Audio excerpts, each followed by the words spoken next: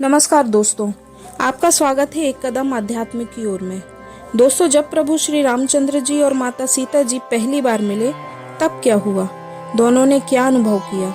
रामचरितमानस में बहुत ही सुंदर प्रसंग आता है। गोस्वामी तुलसीदास जी ने इस प्रसंग का बहुत ही सुंदर ढंग से वर्णन किया है। दोस्तों, आइए हम भी देखते हैं। सीता जी के स्वयंवर के पहले जब सीता जी गौरी पूजन के लिए जाती हैं और रामचंद्र जी भी पुष्प वाटिका में फूल लेने जाते हैं, तभी वे एक दूसरे को अचानक ही देख लेते हैं। अब सीता जी को देखकर राम जी की क्या मनोदशा होती है। सीता जी जब वाटिका में प्रवेश करती हैं तब उनके आभूषणों से रुनझुन की बहुत ही मधुर ध्वनि हो रही है। जब प्रभु श्री रामचंद्र जी ने रुनझुन की मधुर ध्वनि सुनी तो लक्ष्मण जी से कह रहे हैं कि कंगनों की मधुर ध्वनि से ऐसा प्रतीत होता है जैसे कामदेव विश्व को जीतने का संकल्प करके डंका बजा रहे हैं। इतना कहकर राम ने सीता जी की ओर देखा तो चंद्रमा के समान उनके सुंदर मुख को निहारते रह गए। उनके नयन मानो चकोर बन गए, उनकी पलकों ने झपकना बंद कर दिया और रामचंद्र जी सीता जी को एकटक निहार रहे हैं।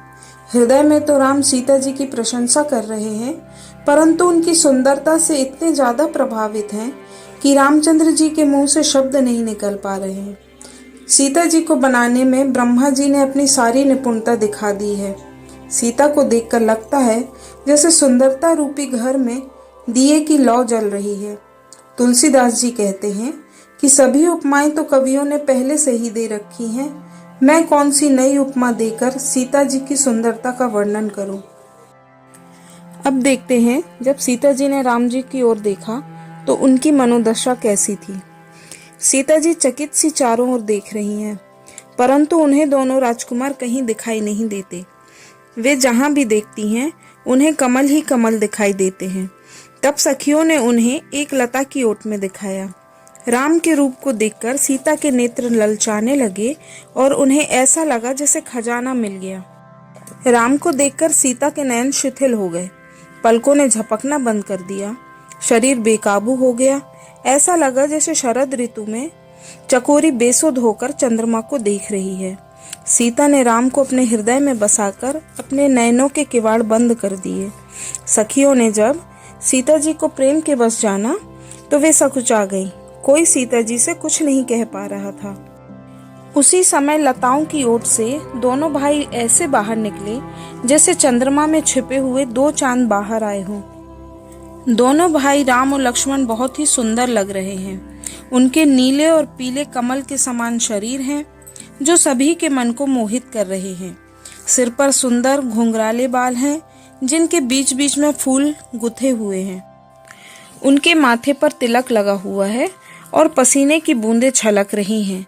कानों में सुंदर सुंदर कुंडल पहने हुए हैं। उनकी भौहें टेढ़ी हैं, बाल घुंघराले हैं और नेत्र कमल के समान बहुत ही कजरारे लग रहे हैं। उनकी ठोड़ी, नाक और गाल बहुत सुंदर हैं। जब वे हंसते हैं तो मन को मोह लेते हैं। उनकी मुख की सुंदरता देखकर कामदेव भी लजा जाते हैं। राम जी ने मणियों की माला पहनी हुई है। उनके कंठ शंख के समान सुंदर हैं। उन्होंने बाएं हाथ में फूलों का दोना ले रखा है। उनका रूप सांवला है और बहुत ही सुंदर सजीला है। सीता जी ने सिर से पांव तक श्री राम जी की छवि को अपने मन में बसा लिया। फिर सीता जी गिरिजा जी के मंदिर में गईं और उनसे हाथ जोड़कर प्रार्थना कर रही हैं। हे गिरिराज किशोरी, आपकी जय हो। हे गणेश और स्वामी कार्तिकेय की माता, और हे संसार को उत्पन्न करने वाली, जिनके शरीर की शोभा बिजली की चमक के समान है, आपकी जय हो। आपका आदि, मध्य और अंत नहीं है। आपके अमित प्रभाव को वेद भी नहीं जानते।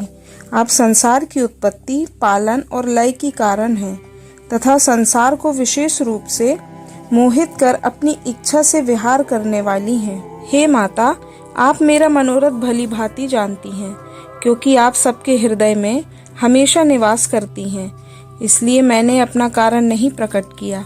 ऐसा कहकर सीता जी पार्वती जी के चरणों में गिर पड़ी। सीता जी की इस प्रार्थना से पार्वती जी प्रेम के विवश हो गईं।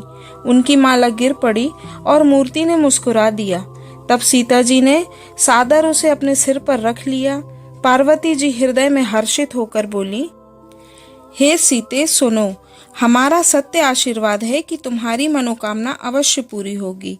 जो वर तुम्हारे मन को भाया है तुम्हें वही मिलेगा। पार्वती जी का आशीर्वाद सुनकर सीता जी सहित सभी सखियां बहुत ही प्रसन्न हो गईं। तुलसीदास जी कहते हैं कि इस तरह पार्वती जी की बार बार पूजा करके सीता जी मन में प्रसन्न होकर अपने घर की ओर चली गईं। दोस्तों, आपको यह प्रसंग कैसा लगा? आशा है आपको यह वीडियो पसंद आई होगी। इसे ज़्यादा से ज़्यादा देखें, लाइक, शेयर और सब्सक्राइब करें। धन्यवाद। जय श्री राम।